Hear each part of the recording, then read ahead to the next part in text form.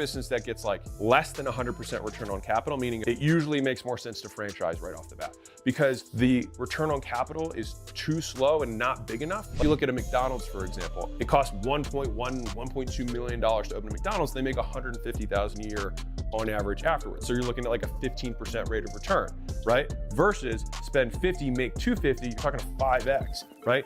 Very different. And this happens all the time. I've seen this with moving. And if opening another location 5x is your money every year, you go from 1 million to 5 million, 5 to 25, 25 to 125, that becomes a very attractive machine if you expand the time horizon. This is what their franchise economics looked like.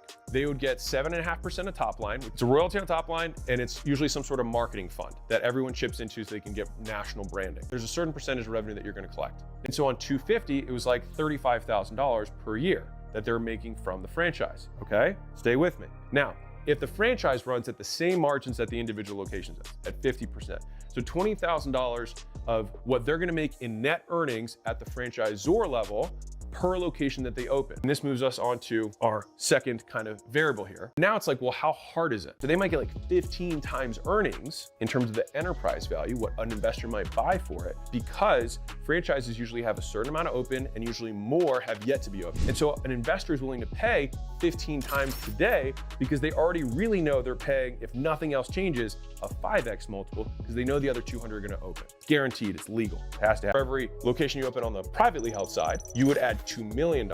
So that then informs how hard is it to open these locations. If we have a super decentralized model, meaning the franchisees do most of the work, then it might mean that we could open 10 times more franchises for the same effort as opening one. If it's super centralized, as in you're doing most of the work, then sometimes it makes a lot more sense to actually just keep opening locations on your own, provided the return on capital is there. You don't need to spend $1 million to open a facility to make 200 grand. I want to have a $100 million exit, which you can have an exit or not, but you can still always build as though it were a sellable entity. So 100 million means 50 locations open privately or 333 locations open with a franchise. Now, what's my rate of opening at the franchise level? Oftentimes, especially when I talk to franchisors, they're usually limiting factors internal, not external.